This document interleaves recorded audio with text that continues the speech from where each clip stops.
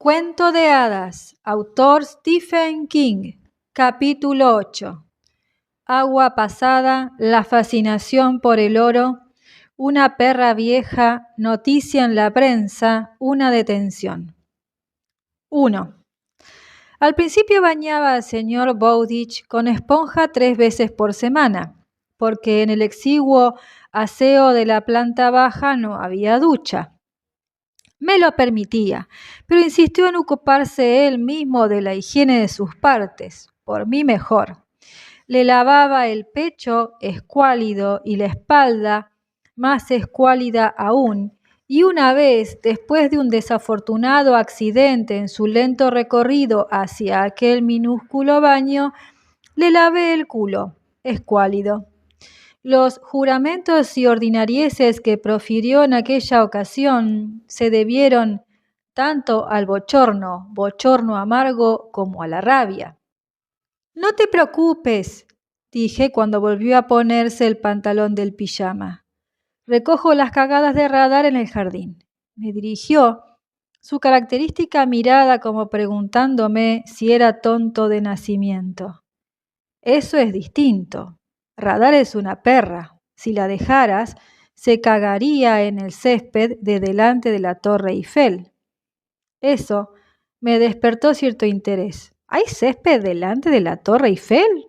A eso siguió la característica mirada al techo de Bowditch. No lo sé, era solo por poner un ejemplo. ¿Puedo tomarme una Coca-Cola? Claro. Desde que mi padre había llevado el pack de 6, yo siempre tenía Coca-Cola en la casa para el señor Bowditch. Cuando se la llevé, se había levantado de la cama y estaba sentado en su viejo sillón con Radar a su lado. Charlie, permíteme que te haga una pregunta. Todo esto que haces por mí, recibo un bonito cheque a cambio cada semana, cosa que de verdad agradezco, pese a que no siempre tengo la sensación de hacer lo suficiente para ganármelo. Lo habrías hecho gratis. Me lo dijiste cuando estaba en el hospital, y creo que eras sincero. O sea, ¿aspiras a la santidad o quizá estás expiando algo? Aquello era muy perspicaz. Pensé en mi plegaria, mi trato con Dios, pero también pensé en la llamada a la escuela primaria Stevens con la amenaza de bomba falsa. A Bertie le pareció divertidísimo, pero yo aquella noche, con mi padre borracho roncando en la habitación contigua, solo pude pensar que habíamos asustado a un montón de gente, la mayoría niños pequeños. Entretanto, el señor Bowditch me observaba con atención. «Estás expiando algo», dedujo. «¿Y qué será?», me preguntó. «Me has dado un buen empleo», dije, «te estoy agradecido. Te aprecio incluso cuando estás de mal humor, aunque admito que entonces me cuesta un poco más. Todo lo demás es agua pasada». Se detuvo a pensar al respecto y al final dijo algo que no he olvidado. Tal vez porque mi madre murió en un puente cuando yo mismo estudiaba en la escuela primaria Stevens, o quizás solo porque me pareció importante y todavía me lo parece. El tiempo es el agua, Charlie. La vida es solo el puente bajo el que pasa. 2. Transcurrió el tiempo. El señor Bowditch siguió maldiciendo y a veces gritando durante las sesiones de fisioterapia. Alteraba tanto a Radar que Melissa tenía que hacerla salir antes de cada sesión. Las flexiones dolían mucho, pero allá por mayo el señor Bowditch conseguía una curvatura de 18 grados en la rodilla y en junio ya casi de 50. Melissa empezó a enseñarle a subir las escaleras con las muletas y, más importante aún, a bajar sin dar un tropezón fatídico. Así que trasladé el Oxycontin de la segunda planta. Lo guardé en una jaula vieja y polvorienta con un cuervo labrado en lo alto que me ponía los pelos de punta. El señor Bowditch podía desplazarse más fácilmente con las muletas y comenzó a lavarse él mismo con la esponja, lo que llamaba baños de puta. No volvió a surgir la necesidad de limpiarle el trasero, porque nunca tuvo otro accidente de camino al váter. Veíamos películas antiguas en el portátil, de todo, desde West Side Story hasta El mensajero del miedo, que nos encantaba a los dos. El señor Bowditch habló de comprar un televisor nuevo, lo que interpreté como una señal inequívoca de que estaba reconectando con la vida. Pero cambió de idea cuando le expliqué que eso conllevaba la instalación del cable o de una antena parabólica. Así que no reconectó tanto. Yo iba a las 6 cada mañana y sin entrenamientos de béisbol ni partidos. El entrenador Harkness me lanzaba miradas asesinas cada vez que nos cruzábamos en el pasillo. Volvía al número 1 de Sycamore casi todas las tardes a las 3. Me ocupaba de las tareas de la casa, sobre todo de la limpieza, cosa que no me importaba. Los suelos de arriba estaban mugrientos, en especial el de la segunda planta. Cuando sugerí limpiar los canalones, el señor Bowditch me miró como si estuviera loco y me dijo que contratara a alguien para eso. Así que vino Century Home Repair, y cuando los canalones estuvieron limpios, a entera satisfacción del señor Bowditch, él observaba desde el porche trasero, encorvado sobre sus muletas, con el pantalón del pijama aleteando en torno al fijador. Me dijo que les encargara también la reparación del tejado. Cuando el señor Bowditch vio el presupuesto de esa obra, me pidió que regateara con ellos. «Juega la carta del viejo pobre», dijo. Regateé y le saqué un descuento del 20%. Los operarios también instalaron una rampa en el porche trasero, que ni el señor Bowditch ni Radar utilizaban nunca. A ella le daba miedo. Y se ofrecieron a arreglar las losas absurdamente ladeadas del camino desde la cancela hasta el porche. Esa propuesta la rechacé para encargarme yo mismo. También sustituí los peldaños alabeados y astillados de los porches delantero y trasero, con la ayuda de varios videos de bricolage de YouTube. Aquella primavera y aquel verano los labores de limpieza y reparación se sucedieron en lo alto de Sycamore Street Hill. La señora Richland tuvo mucho que observar y observó. A principios de julio el señor Bowditch volvió al hospital para que le retiraran el fijador externo, semanas antes de los pronósticos más optimistas de Melissa. Cuando ella le dijo lo orgullosa que estaba de él y lo abrazó, el viejo, por una vez, no supo qué decir. Mi padre venía los domingos por la tarde, por invitación del señor Bowditch, sin que yo lo sugiriera. Jugábamos al gin rummy y el señor Bowditch ganaba casi siempre. Entre semana yo le preparaba algo de comer, bajaba a cenar con mi padre y luego volvía para fregarle los platos, pasear a Radar y ver películas con él. A veces comíamos palomitas de maíz. Una vez retirado el fijador, ya no tenía que ocuparme del cuidado de los clavos, pero sí de mantener limpios los agujeros en fase de cicatrización donde antes se insertaban los clavos. Lo ayudaba a ejercitar los tobillos con unas enormes gomas elásticas rojas y a hacer flexiones de pierna. Aquellas fueron buenas semanas, al menos en su mayor parte. No todo fue bueno. Hubo que acortar los paseos de Radar y volver antes a casa cuando empezaba a cojear. Cada vez le costaba más subir los escalones del porche. Una vez el señor Bowditch me vio llevarla en brazos y me dijo que no lo hiciera. No hasta que no pueda valerse por sí sola, insistió. Y a veces había pequeñas manchas de sangre en el contorno de la taza del váter después de que el señor Bowditch orinara, cosa que le requería cada vez más tiempo. «Vamos, trasto inútil, echa un poco de agua», lo oí decir una vez a través de la puerta cerrada. Fueran cuales fuesen los supuestos efectos de la limparsa, no le servía de gran cosa. Intenté hablar con él al respecto, le pregunté por qué se esforzaba tanto en volver a ponerse en pie por si por otro lado, daba rienda suelta a su verdadero mal, mi eufemismo, y me dijo que me ocupara de mis asuntos. Al final no fue el cáncer lo que se lo llevó, fue un infarto, solo que en realidad no, fue el maldito cobertizo. 3. En una ocasión, creo que en junio, volví a sacar el tema del oro, aunque de manera tangencial. Pregunté al señor Bowditch si no le preocupaba aquel pequeño alemán cojo, sobre todo después de la gran entrega que había hecho yo para que el señor Bowditch pudiera pagar la factura del hospital. Es inofensivo. Cierra muchos negocios en esa trastienda suya y que yo sepa nunca ha atraído la atención de las fuerzas del orden o de Hacienda, lo que a mi manera de ver sería más probable.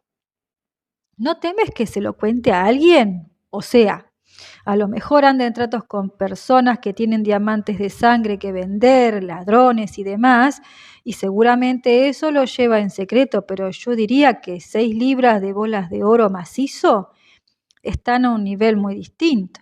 Resopló con aire burlón. ¿Y arriesgar el considerable beneficio que le reportan mis transacciones con él? Eso sería una tontería. Y Willy Heinrich tonto no es. Sentados en la cocina bebíamos Coca-Cola en vasos altos, con ramitas de la menta que crecía junto a la casa en el lado de Pine Street. El señor Bowditch me lanzó una mirada sagaz desde su lado de la mesa. Yo creo que no es de Heinrich de lo que quieres hablar. Creo que lo que te ronda por la cabeza es el oro y su procedencia. No contesté, aunque no se equivocaba. Dime una cosa, Charlie, ¿has subido allí arriba alguna que otra vez? Señaló hacia el techo. ¿A mirarlo? ¿A comprobar que sigue en su sitio, por así decirlo? Lo has hecho, ¿verdad? Me sonrojé. Bueno, no te preocupes, no voy a reprenderte. Para mí lo que hay ahí arriba es solo un cubo de metal lleno de lo que podrían ser tuercas y tornillos. Pero yo soy viejo. Eso no significa que no entienda la fascinación. Dime, ¿has metido las manos en el cubo? Aunque me planteé mentir no tenía sentido. Se habría dado cuenta. Sí. Seguía mirándome con aquella expresión sagaz, el ojo izquierdo entornado, la poblada ceja derecha en alto, pero al mismo tiempo sonreía. ¿Has hundido las manos en el cubo y dejado que esas bolas resbalen entre tus dedos? Sí. El rubor ya era tal que me ardían las mejillas. No había hecho eso solo la primera vez, sino varias veces más desde entonces. La fascinación por el oro es algo muy distinto de su valor económico. Eso lo sabes, ¿no? Sí. Pongamos solo como hipótesis que el señor Heinrich se fuera de la lengua con quien no convenía después de beber más de la cuenta en ese barecillo asqueroso que hay a un paso de su tienda. Me apostaría esta casa y el terreno en el que se encuentra a que ese viejo cojo, Willy, jamás bebe en exceso. Probablemente ni siquiera bebe, pero pongamos que es así. Imaginemos que la persona con quien ha hablado, quizás sola, quizá con algún cómplice, esperara a que tú te fueras una noche y entonces irrumpiera en la casa y exigiera el oro. Tengo el revólver arriba. Mi perra, en otro tiempo temible, acarició a Radar que dormitaba a su lado. Ahora es aún más vieja que yo. ¿Qué haría yo en un caso así? Supongo que se lo daría. Exacto. No los despediría con mis mejores deseos, pero se lo daría. Así que se lo pregunté. ¿De dónde sale, Howard? Puede que te lo diga a su debido tiempo, aún no he tomado una decisión, porque el oro no solo es fascinante, es peligroso, y el sitio de donde sale es peligroso. Me ha parecido ver una pata de cordero en la nevera. ¿Y hay ensalada de col? Tiller prepara la mejor ensalada de col. Deberías probarla. En otras palabras, fin de la conversación. 4. Una noche de finales de julio, Radar fue incapaz de subir los escalones del porche trasero cuando volvimos de nuestro paseo por Pine Street. Lo intentó 2 veces y después se quedó sentada al pie, jadeando y mirándome. «Adelante, súbela en brazos», dijo el señor Bowditch. Había salido con ayuda de una muleta. La otra prácticamente ya no la utilizaba. Lo miré para asegurarme y él asintió. Ha llegado el momento. Cuando la levanté, lanzó un gañido y enseñó los dientes. Deslicé el brazo con el que le sostenía la parte de atrás para retirarlo de la zona dolorida y la subí. Fue fácil. Radar había adelgazado. Tenía el hocico casi del todo blanco. Empezaban a llenarse los ojos de legañas. La deposité con cuidado en el suelo de la cocina, y en un primer momento las patas traseras no la sostuvieron. Hizo acopio de determinación. Vi el esfuerzo, y cogió hasta su alfombra, cerca de la puerta de la despensa, muy despacio, y prácticamente se desplomó en ella con un resoplido de cansancio. «Hay que llevarlo al veterinario». El señor Bowditch negó con la cabeza. «Se asustaría. No la haré pasar por eso para nada», pero habló con delicadeza, lo cual me asustó, porque era impropio de él. «No puede ayudarla ningún veterinario. Radar está casi acabada. Por ahora solo necesita descansar y yo necesito pensar». «¿En qué, por Dios? ¿En qué es lo mejor? Ahora tienes que irte a casa. Cena. Esta noche no vuelvas. Nos veremos mañana. ¿Y tu cena?» «Comeré sardinas y galletas saladas. Vete ya». A continuación, repitió, «necesito pensar». Me fui a casa, pero apenas cené. No tenía apetito. 5. Después de eso, Radar dejó de acabarse la comida de la mañana y la tarde, y aunque yo la subía por los escalones de atrás, aún podía bajar ella sola. De vez en cuando hacía sus necesidades dentro de casa. Sabía que el señor Bowditch tenía razón en cuanto a que ningún veterinario podía ayudarla, salvo, quizá al final, porque era evidente que sufría dolores. Dormía mucho y a veces soltaba gañidos y se lanzaba destelladas hacia los cuartos traseros como si intentara librarse de lo que fuera que la mordía y le hacía daño. Yo había pasado a tener 2 pacientes, uno que mejoraba y otro que empeoraba. El 5 de agosto, un lunes, recibí un email del entrenador Montgomery en el que anunciaba el calendario de los entrenamientos de fútbol americano. Antes de contestar, por respeto a mi padre, le comuniqué que había decidido no jugar el último curso. Aunque para él fue obviamente una decepción, lo fue para mí mismo, dijo que lo entendía. Había estado en casa del señor Bowditch el día anterior, jugando al gin rummy, y había visto en qué estado se encontraba Radar.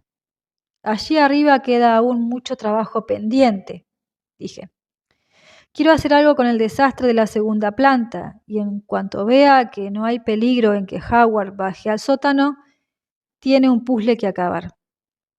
Creo que se ha olvidado de eso. Y debo enseñarle a utilizar el portátil para que navegue por la web, además de ver películas y... Déjalo ya, Chip. Es por la perra, ¿no? Pensé en que había que cargar con ella por los escalones de atrás y en lo avergonzada que se la veía cuando ensuciaba la casa y sencillamente no pude contestar. «Yo de niño tuve una cocker», dijo mi padre. «Penny, se llamaba. Es duro cuando un buen perro se hace viejo. Y cuando llegan al final». Meneó la cabeza. «Se te parte el corazón». Era eso. Era justo eso. No fue mi padre quien se enfadó porque yo abandonara el fútbol en el último curso. Fue el señor Bowditch. Y se enfadó de lo lindo. «¿Estás loco?», casi gritó. Le había subido el color a las mejillas arrugadas. «O sea, ¿estás loco de remate como un cencerro? Serás una estrella en ese equipo. Puedes llegar a jugar al fútbol en la universidad, quizá con una beca. No me has visto jugar en tu vida. Leo la sección deportiva del Sun, por lamentable que sea.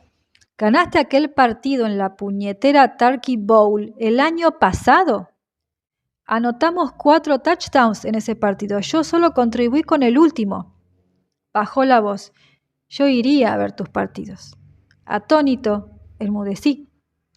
partiendo de alguien que se había enclaustrado voluntariamente ya antes del accidente, era un ofrecimiento asombroso. «Puedes ir de todos modos», dije por fin. «Te acompañaré. Tú pagas los perritos calientes y yo las Coca-Colas». No. Soy tu jefe, maldita sea. Te pago el salario y lo prohíbo. No vas a perder tu última temporada de fútbol en el instituto por mí. Yo también tengo mi genio, aunque nunca lo había sacado ante él. Aquel día sí lo hice. Creo que sería justo decir que perdí el control. No es por ti. Y ella, señalé a Radar, que levantó la cabeza y gimoteó inquieta. ¿Vas tú a subirla y bajarla por los escalones del porche de atrás para que pueda mear y cagar? Apenas puedes andar tú mismo. Pareció sorprenderse. Puede hacerlo en la casa, pondré papeles. Eso la horrorizaría y tú lo sabes. Puede que sea solo una perra, pero tiene su dignidad. Y si este es su último verano, su último otoño. Sentí que estaba a punto de llorar y pensaréis que es absurdo solo si nunca habéis tenido un perro al que queríais. Me niego a estar en el campo de entrenamiento embistiendo un puto muñeco de placaje mientras ella muere. Iré a clase, eso tengo que hacerlo, pero el resto del tiempo quiero estar aquí. Y si eso no te parece bien, despídeme. Permaneció en silencio con las manos entrelazadas. Cuando volvió a mirarme, yo tenía los labios tan apretados que casi no se me veían. Y por un momento pensé que era eso lo que iba a hacer. Despedirme. Finalmente dijo, ¿crees que un veterinario visitaría a domicilio y quizá haría la vista gorda ante el hecho de que mi perra no esté registrada? ¿Si le pagara lo suficiente? Expulsé el aire de los pulmones. ¿Por qué no intento averiguarlo? 6. No fue un veterinario lo que encontré, sino una ayudante de veterinario, una madre soltera con 3 hijos. Era Andy Chen quien la conocía y nos presentó. Vino, examinó a Radar y dio al señor Bowditch unas pastillas que, según ella, eran experimentales, pero mucho mejores que el carprofeno, más potentes. Quiero dejar clara una cosa sobre este medicamento, nos dijo. Mejorará su calidad de vida, pero es probable que también se la acorte. Guardó silencio un momento. Sin duda se la acortará. Cuando muera, no venga a decirme que no se lo advertí. ¿Durante cuánto tiempo la ayudarán?, pregunté. Puede que no la ayuden en absoluto. Como he dicho, son experimentales. Las tengo porque sobraron después de que el doctor Petrie terminara una prueba clínica por la que le pagaron bien. Podría añadir, aunque yo no vi ni un centavo. Si la ayudan, Radar podría tener un buen mes, quizá 2, probablemente no llegue a 3. No es que vaya a sentirse otra vez como un cachorro, pero estará mejor. Y un día se encogió de hombros, se puso en cuclillas y acarició el costado flaco de Radar. Esta meneó la cola. Y un día se irá. Si en Halloween aún sigue entre nosotros, me sorprendería mucho. No supe qué decir, pero el señor Bowditch sí, y Radar era su perra. Me parece razonable. Luego añadió algo que entonces no entendí, pero ahora sí. Tiempo suficiente. Quizá. Cuando la mujer se fue, tras embolsarle $200, el señor Bowditch se acercó apoyado en la muleta y acarició a su perra. Cuando volvió a mirarme, esbozaba una sonrisa torcida. No hay ninguna autoridad que vaya a detenernos por traficar con medicamentos ilegales para perros, ¿verdad? Lo dudo, dije. Muchos más problemas acarrearía el oro si alguien llegaba a descubrirlo. Me alegra que hayas tomado tú la decisión. Yo no habría podido hacerlo. Elección de Hobson.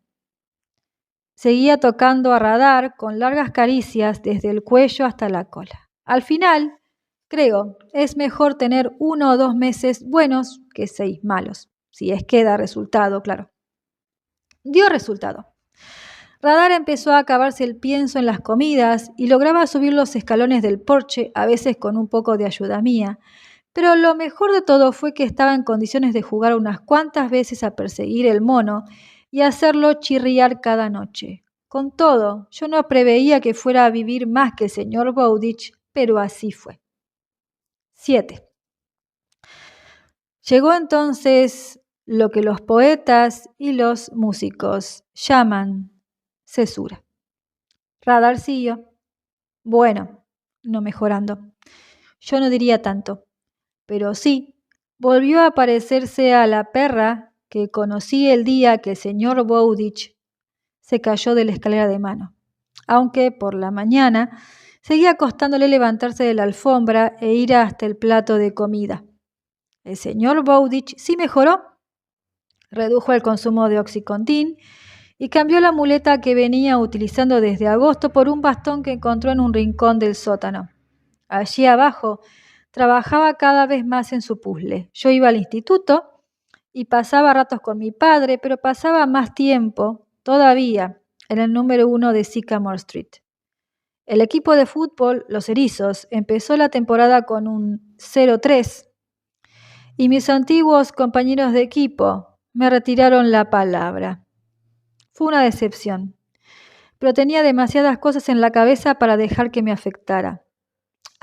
Y en varias ocasiones, normalmente, mientras el señor Bowditch se echaba una siesta en el sofá-cama, que todavía usaba para estar cerca de radar, abrí la caja fuerte y hundí las manos en aquel cubo de oro, sintiendo siempre su sorprendente peso y dejando que las bolas resbalaran entre mis dedos como riachuelos. En esas ocasiones recordaba las palabras del señor Bowditch acerca de la fascinación por el oro.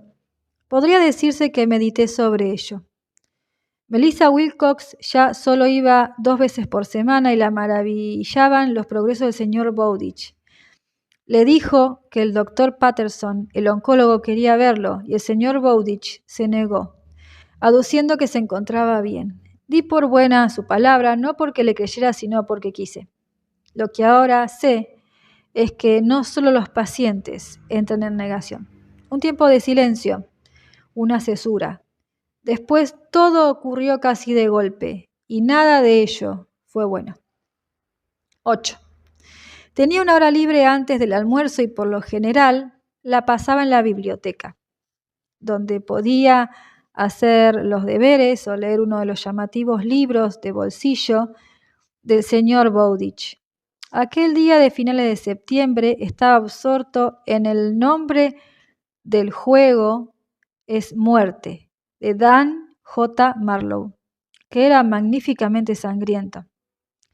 A las 12 menos cuarto decidí reservar el desenlace para un atracón de lectura esa noche y tomé un periódico al azar. En la biblioteca hay ordenadores, pero todos los periódicos cobran por el acceso a su contenido. Además, me gustaba la idea de leer las noticias en un periódico de verdad. Me resultaba encantadoramente retro.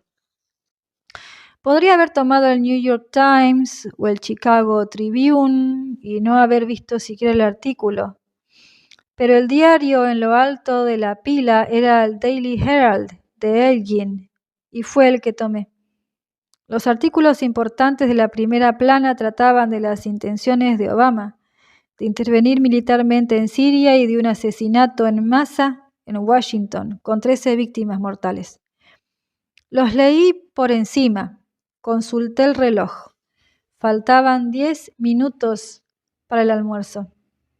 Y pasé las páginas en busca de las tiras cómicas. No llegué tan lejos. Me detuve en un artículo de la segunda página de la sección de información local. Y me detuve en seco.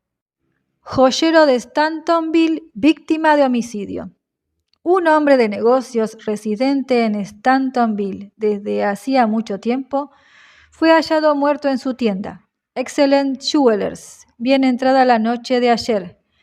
La policía respondió a una llamada telefónica en la que se informó de que la puerta del establecimiento se encontraba abierta, pese a tener colgado aún el cartel de cerrado. El agente, James Kotzwinkle, encontró a Wilhelm Heinrich en la trastienda, cuya puerta también estaba abierta. Ante la pregunta de si el motivo había sido el robo, El jefe de policía de Stantonville, William Yardley, declaró: aunque el delito todavía se está investigando, parece que esa es la respuesta obvia. Cuando preguntaron si alguien había oído forcejeos o quizá disparos, ni el jefe Yardley ni el inspector Israel Butcher de la policía del estado de Illinois hicieron comentarios, salvo para decir que la mayor parte de los locales del extremo oeste de la calle principal de Stantonville estaban desocupados desde la apertura del centro comercial en las afueras del pueblo.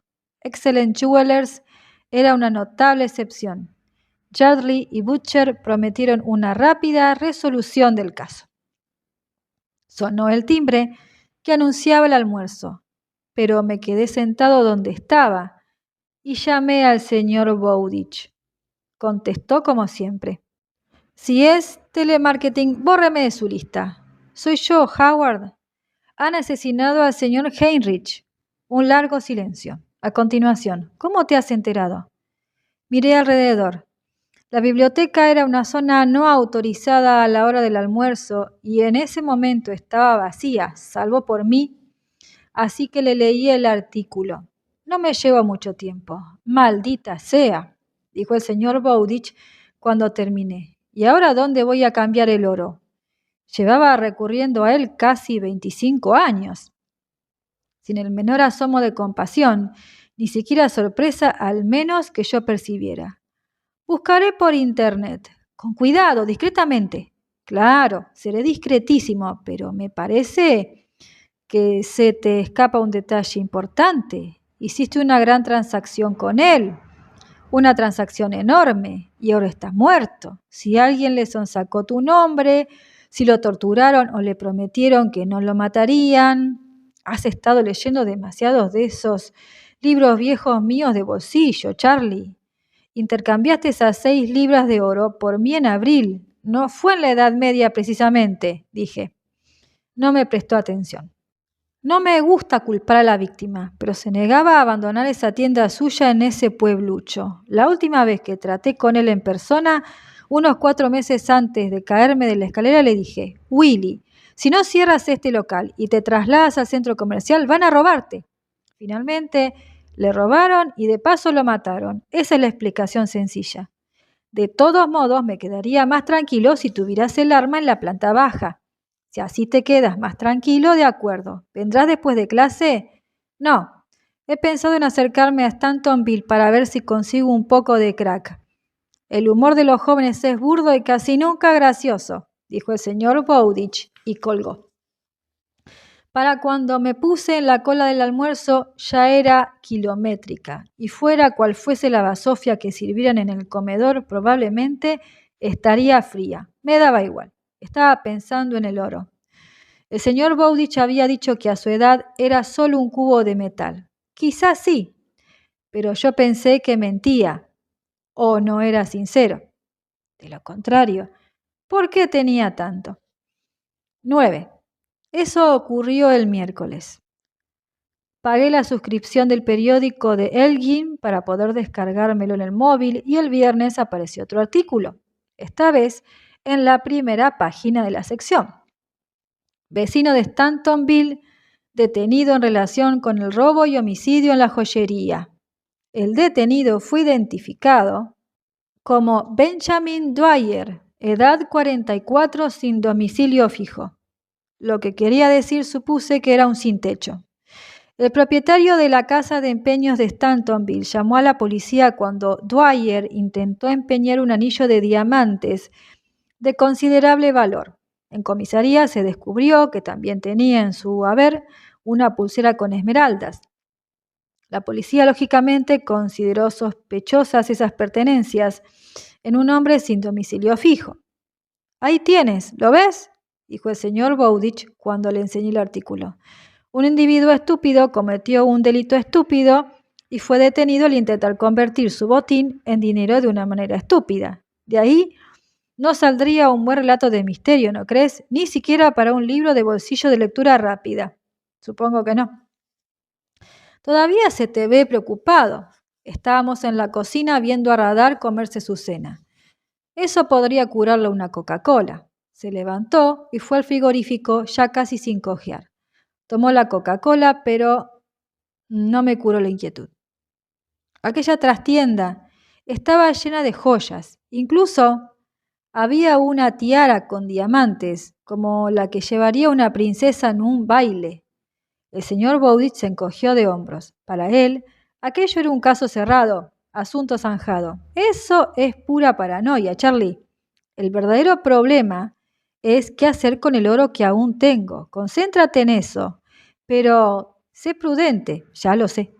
La prudencia es la madre de la ciencia, asintió con gesto sabio. ¿Qué tiene eso que ver con nada? Nada de nada. El señor Bowditch sonrió. Eso es lo que me apetecía decirlo. 10. Esa noche accedí a Twitter y busqué a Benjamin Dwyer. Lo que encontré fue un montón de tweets sobre un compositor irlandés, así que cambié el texto de la búsqueda y puse Dwyer sospechoso de asesinato. Eso me dio media docena de resultados. Uno correspondía al jefe de policía de Stantonville, William Yardley, que en esencia se congratulaba por la rápida detención. Otro era de una mujer que se identificaba como Punket 44 y como muchos en Twitter se mostraba considerada y compasiva. Yo me crié en Stantonville, un pueblo de mierda. Ese Dwyer podría asesinar a todo el mundo allí y le haría un favor al mundo. Pero el que me interesó era de Balguy 19. Escribía: ¿Benji Dwyer sospechoso de asesinato?